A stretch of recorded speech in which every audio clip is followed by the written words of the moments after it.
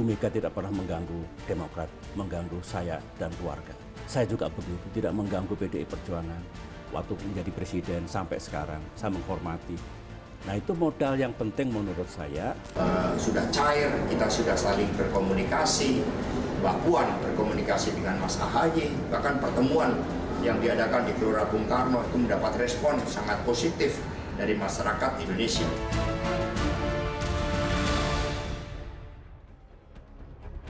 Terima kasih Anda masih bersama kami di Political Show.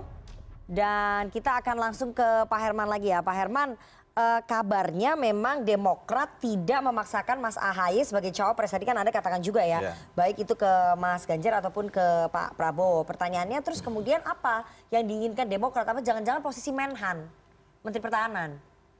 Saya kira tujuan Demokrat tidak ke sana ya. Tujuan Jadi kalau Demokrat ditawarin posisi Menhan nggak mau? lebih mendalami dan mengkaji mana yang tentu akan lebih memberikan kontribusi kepada rakyat.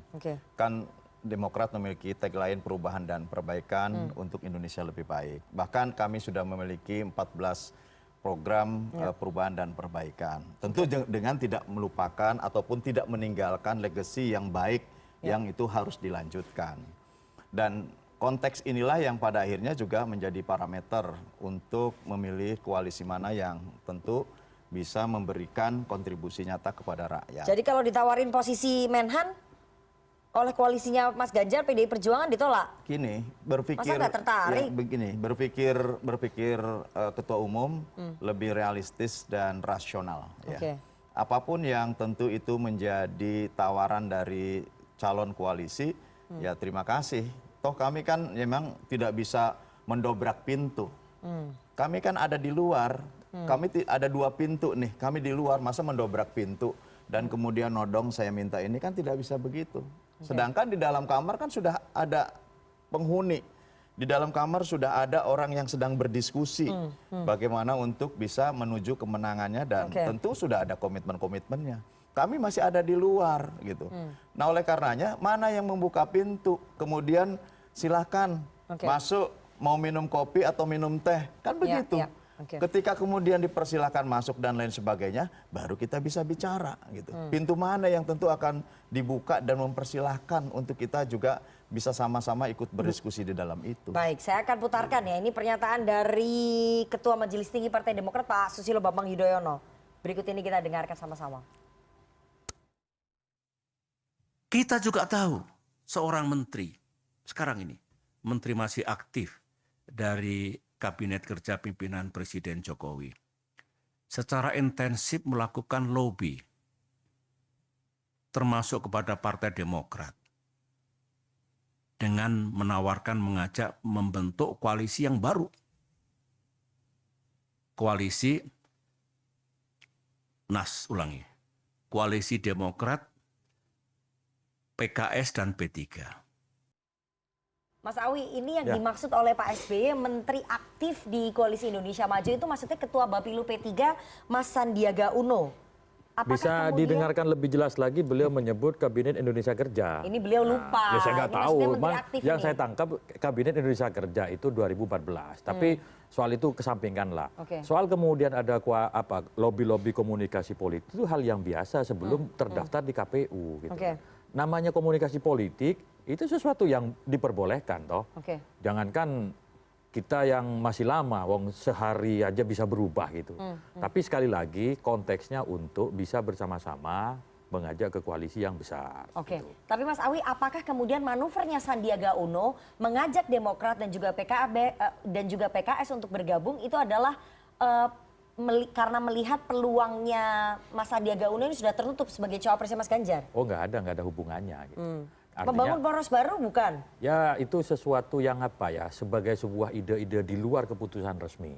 Keputusan resmi P3 Rapimnasnya 2 kali. Pertama Rapimnas 5 memutuskan Ganjar dan kita koalisi dengan PDI.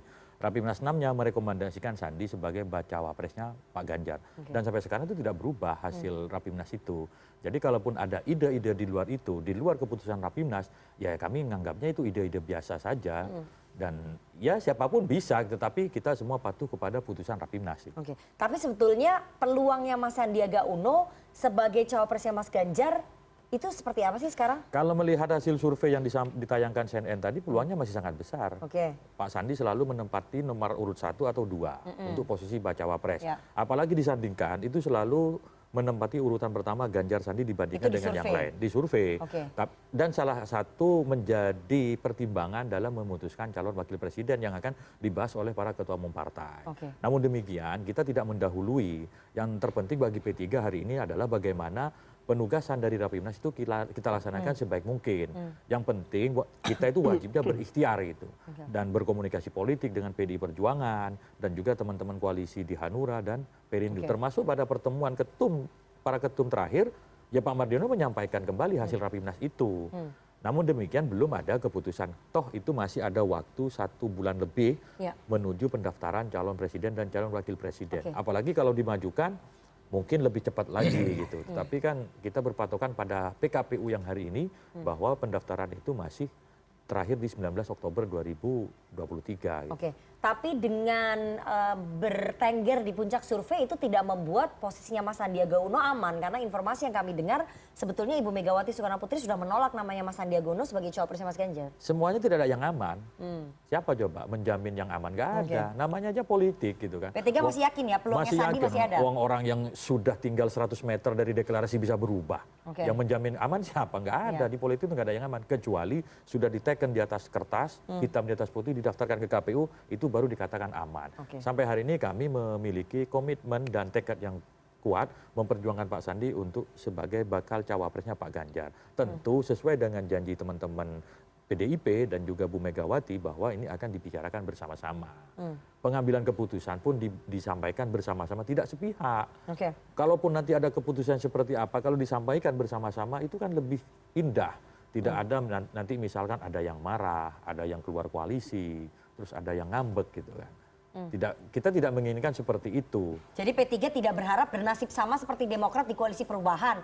Ketika kemudian itu kan tadi yang dibilang Bang Panda, Opung Panda bilang. Jadi kalau misalnya Bu Mega dan Mas Ganjar dengan Pak Jokowi sudah memutuskan ini koalisi harus terima nama cawapresnya Mas Ganjar, P3, Perindo, Hanura harus terima, itu gimana? Dan itu tidak pernah terjadi di hari ini di koalisi kami. P3 meyakini itu tidak akan terjadi? Tidak pernah, kita duduk bersama. Contoh, dalam penentuan ketua tim kemarin itu dibicarakan bersama.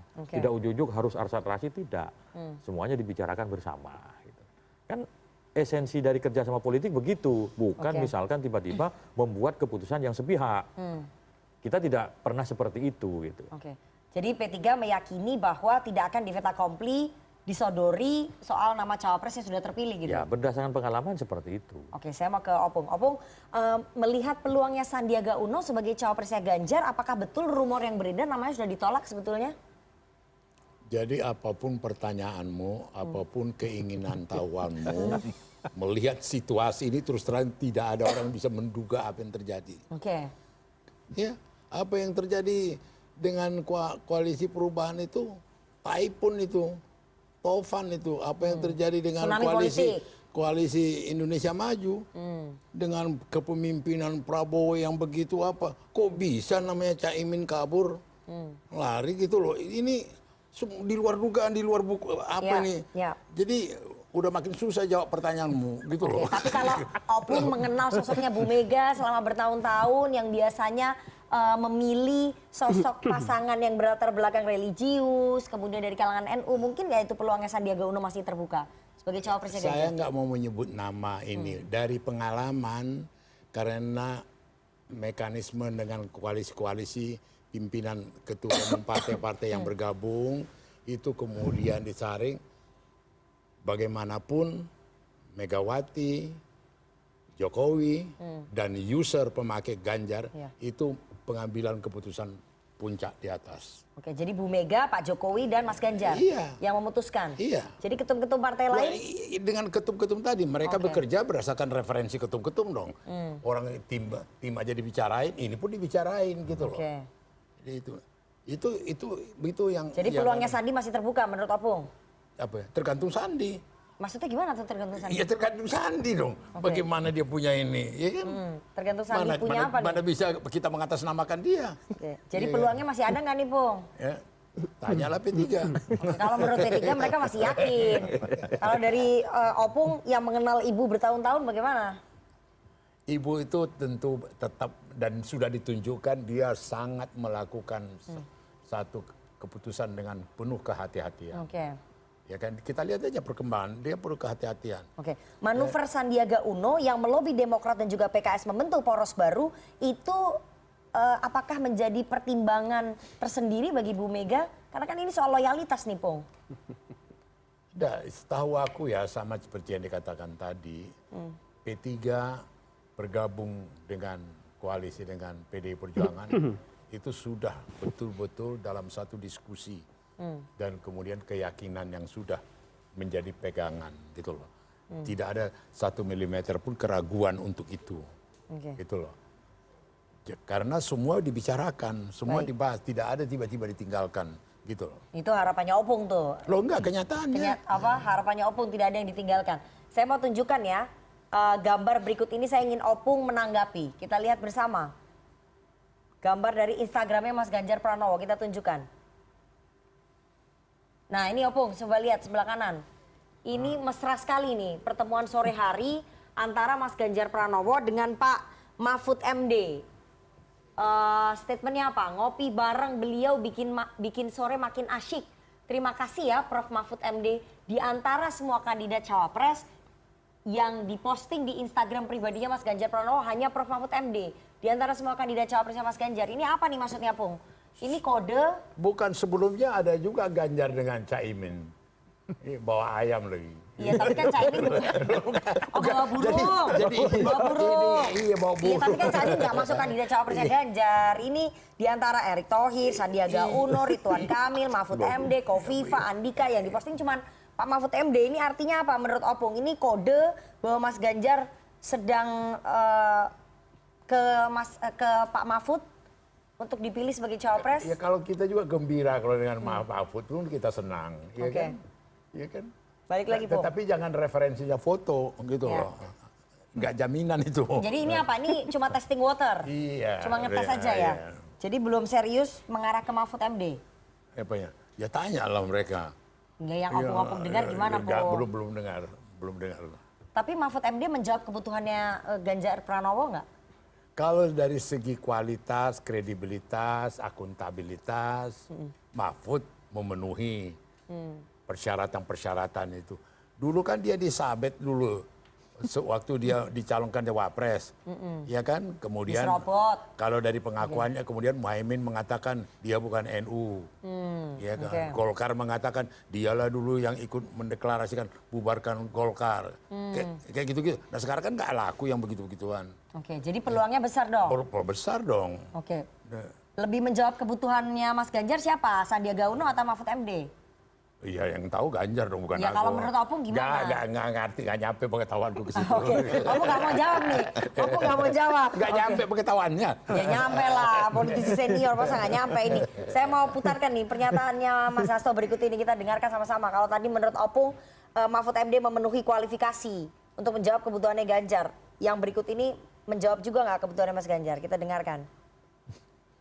Mendampingi ibu, tapi beberapa kan saya mengambilkan buku dan kemudian ada beberapa yang saya ikut, ada beberapa yang saya tidak ikut. Tetapi secara garis besar itu membahas tentang bagaimana benang merah perjuangan dari Bung Karno. Tidak hanya di Indonesia, tetapi juga di dunia internasional. Karena Pak Ridwan Kamil juga menjadi bagian dari arsitek yang ikut bersama-sama menginisiasi pembangunan monumen Bung Karno di Aljazair ya bersama dengan Delorosa. Opung, selain namanya Pak Mahfud MD, ada namanya Ridwan Kamil juga, mantan Gubernur Jawa Barat yang menguat sebagai cawapresnya Mas Ganjar. Bahkan sudah ada pertemuan 4 mata antara Bu Megawati dengan Kang Emil. Nah, Kang Emil gimana peluangnya sebagai cawapresnya Ganjar? Ini terus terang di samping menggembirakan menimbulkan kecemburuan. Kenapa? Oh kayaknya daya tarik Ganjar ini kuat sekali gitu loh. Terus ya, kan itu aja. tinggal Mas Ganjar sama Pak Prabowo yang belum menemu pasangannya, yang satunya kan udah. Iya artinya yang mau dengan dia itu juga seksi-seksi juga gitu loh, menarik juga. Jadi ini peluangnya RK gimana? Peluangnya Ridwan Iya Kamil termasuk itulah artinya ini dengan peristiwa ini ratingnya dia makin naik ini Ganjar. Jadi peluangnya Ridwan Kamil dengan Mahfud MD sama kuatnya nggak? Apanya? untuk menjadi cawapresnya Mas Ganjar? Aku tidak dalam kapasitas itu. Enggak, peluangnya sama-sama kuat nggak, Bung? Ya kalau peluang ya sama-sama lah. Memenuhi Ada- kebutuhannya Mas ada Ganjar lagi. nggak, Ridwan Kamil? Terutama di Jawa Barat, di daerah-daerah kantong. Ridwan Kamil, terus siapa lagi? Sandiaga Uno, kemudian Mahfud. Ya, ada berapa itu yang punya ini? Itu kan menarik gitu Oke. loh. Jadi memenuhi kriteria nggak? Memenuhi Apa ya? kebutuhan nggak? Ya aku nggak tahu kriterianya yang bikin siapa. Kalau menurut Bagaimana? Opung? Belum. Belum. Ini Opung takut salah jawab nih kayaknya. Ini saya mau ke Mas Hasan dulu. Dari tadi Opung udah nunjuk nih. Mas Hasan. Mas Hasan, saya mau ingin tanya ya. Peluangnya ini antara Mahfud MD, Ridwan Kamil, Sandiaga Uno, ini kencang sekali loh beredar. Bahwa namanya sebetulnya sudah ditolak. Tapi kan sekali lagi permainan akhir kan kita nggak tahu ya di menit-menit Iya. akhir. Kalau hanya memperlihatkan kombinasi elektoral, ya Sandiaga Uno pilihan terbaik. Oke. Karena begitu disimulasikan, yang paling tinggi memberikan, bukan paling tinggi, tapi yang paling bagus dalam simulasi itu adalah Sandiaga Uno sebagai pasangannya Ganjar. Tapi kan mungkin saya tidak tahu, kan Mas Sandi itu kan representasi dari P3. Apakah hari ini misalnya dengan size partai yang agak jomplang, mohon maaf, Ya. itu porsi wakil akan diberikan ke P3 atau tidak? Oke. Jadi buat saya itu juga pasti akan jadi pertimbangan. Apalagi kalau Demokrat bisa masuk, apakah P3 masih punya privilege itu untuk mendapatkan wakil? Itu kan menurut saya pertimbangan politiknya jadi rumit. Nah kalau misalnya yang dijadikan pendekatan adalah wilayah, mungkin secara survei dia bukan yang paling tinggi. Oke. Tapi pendekatannya adalah pendekatan wilayah. Misalnya kalau misalnya orang ini punya basis yang agak bulat di daerah tertentu misalnya, Iya. maka dia bisa dijadikan calon wakil Kelemahannya potensial. Mas Ganjar kan di Misalnya Jawa Barat, Banten, maka Ridwan gitu-gitu. Kamil bisa Sumatera. dijadikan Oke. pilihan. Ya. Atau misalnya yang jadi kekhawatiran adalah, wah kita nggak bisa nih, kan kita ini nasionalis nih. Dan sebagian besar juga menganggapnya abangan. Kita butuhnya yang Islami nih, Ya. yang religius lah, Ya, ya. perwakilan kelompok-kelompok hijau lah, gitu loh. Ya bisa jadi Mahfud MD kemudian jadi pertimbangan. Apalagi Mahfud MD levelnya Menko. Jadi ketika running kabinet nanti nggak terlalu punya problem karena wakilnya adalah orang yang pernah menjabat sebagai Menko. Nah pertimbangan-pertimbangan ini yang menurut saya pasti masih dimasak nih. Cuman kalau saya berkeyakinan sesuai dengan tipikal-tipikal yang disampaikan gitu ya. Kalau kita ngelihat historinya kan dulu pasangan dengan Hamzah Has. Ya. Hanya sekali yang nasionalis Prabowo. Betul. Kemudian Pak Jokowi dengan Pak JK. Kemudian dengan Kiai Ma'ruf Amin. Secara statistik lebih besar peluang Mahfud MD. Ya, dan katanya udah mengarah ke situ ya. Tapi sekali lagi di Statistik ujung permainan ini Mas Awi langsung sedih nih lebih besar kayaknya. peluang Mahfud MD Oke. gitu. Mungkin Pak Mahfud MD bisa di P3-kan. Itu bisa nggak itu peluangnya? Nah, jadi begini, P3 itu biasa konsisten terhadap keputusan. Oke. Kalau tadi sebenarnya sudah dijawab sendiri oleh Hasan gitu kan. Ya. Keraguan-keraguannya dijawab sendiri. Misalkan bagaimana Pak Ganjar membutuhkan sisi yang hijau. Ya hijaunya di P3.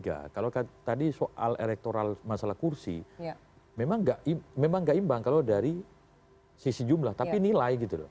Ibarat botol ini ketemu tutupnya, tutup botol yang kecil tapi penting gitu loh. Iya. Kan mana ada tutup botol nggak penting itu, kecil tapi kalau hilang botol bisa tumpah itu barang gitu kan. Iya. Bisa diikat pakai plastik Oke, kemana? oke.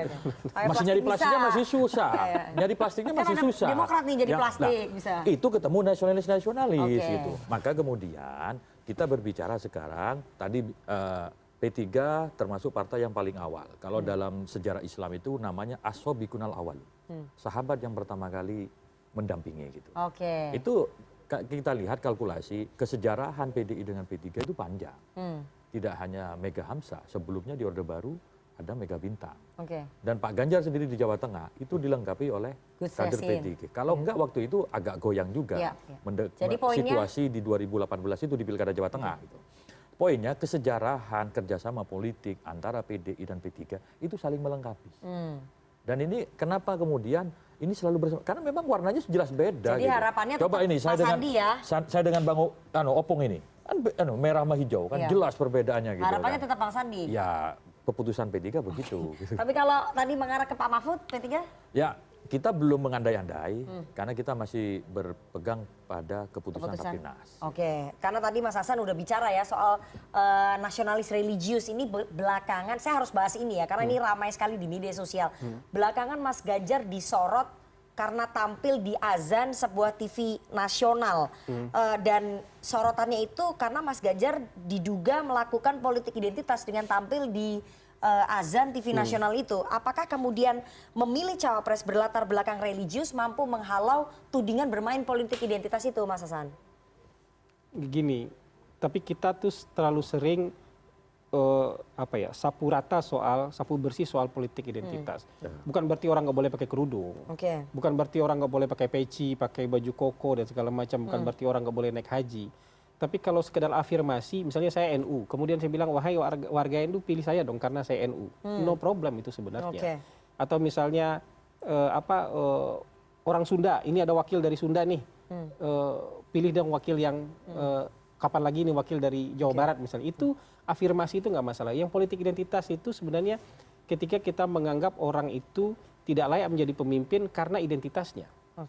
Biasanya itu yang minority, misalnya karena etnis, atau karena gender, atau karena agama. Jadi ketika kita menganggap orang lain tidak layak menjadi pemimpin karena identitasnya, itu baru politik identitas. Jadi kalau menurut saya, dia mau azan 5 kali sehari itu no problem, walaupun orang tentu bertanya, kok baru nongol di azan tuh pas mau pilpres kemarin-kemarin kemana, bisa saja pertanyaan gitu. Tapi menurut saya momentum ya yang dipertanyakan. Iya, kalau saya jawabnya iya karena mau pilpres makanya dia ada di azan. Tapi kan Mas Hasan, kalau kita lihat tingkat keterpilihannya Mas Ganjar di pemilih NU itu yang paling tinggi loh dibandingin Pak Prabowo dan juga Mas Anies. Kenapa masih butuh afirmasi dari basis Islam dan juga kalangan NU? Mungkin kan cara pandang nih, kekhawatiran yang paling mendalam apa? Karena mungkin PDIP dianggap abangan, maka kekhawatiran paling dalam mereka adalah soal religiusitas gitu. Bisa saja seperti itu kan gitu. Makanya P3 menurut saya dengan sekuat tenaga akan dipertahankan. Gitu.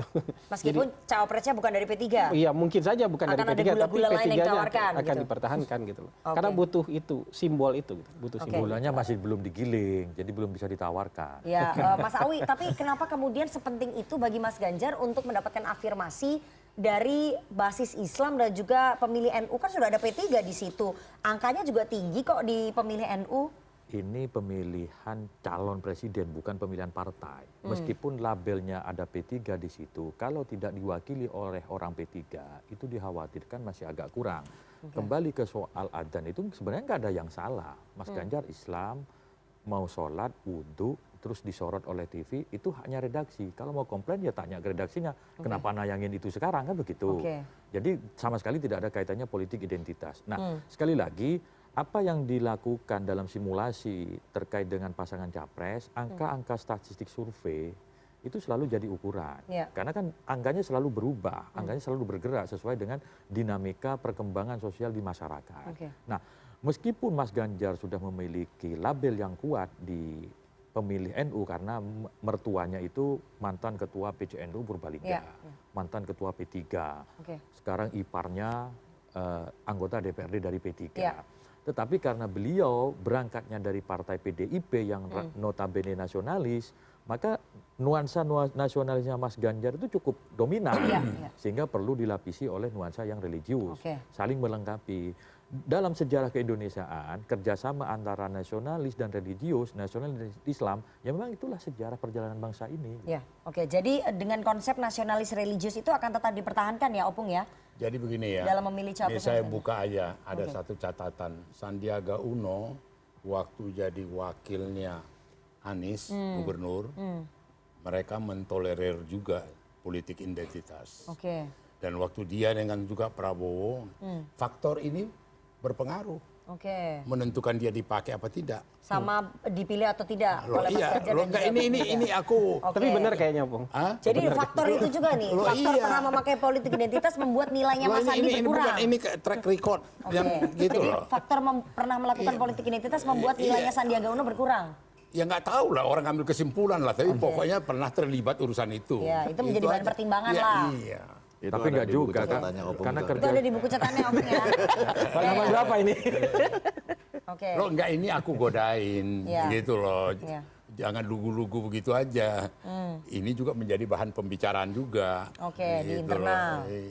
Jadi faktor soal memasangkan pasangan nasionalis dan juga religius. Sama dengan dia katakan SBY, ada menteri Iya. yang sampai turun tangan dan segala macam. Dia ngomong gitu. Dan itu kan kemudian mau memojokkan Jokowi kan. Jokowi nugasi menterinya, Iya. mempermainkan itu. Ya kayak gitu-gitu loh. Saya kira nanti sedikit ya. Loh, bukan waktu ngomong itu kan ngomong ada menteri itu yang tadi dia koreksi di kabinet kerja apa di kabinet Enggak, ini apapun maksudnya jadi- Pak SBY di kabinetnya Pak Jokowi yang Iya, sekarang. iya itu. Maksudnya Pak Sandiaga Itu kan Uno. berarti mau memojokkan Jokowi. Oke. Gitu loh. Tapi sekarang udah menjadi tidak masalah itu karena sekarang udah lagi berbaikan dengan Demokrat. Jadi Gitu. memang ada tawaran ya dari Gitu. utusannya Mas Sandiaga Uno untuk membangun poros baru Demokrat, PKS dan juga P3. Jadi begini, Diakui nggak? setiap pernyataannya Pak SBY itu pasti terkonfirmasi. Ya. Pasti berdasarkan informasi-informasi yang valid.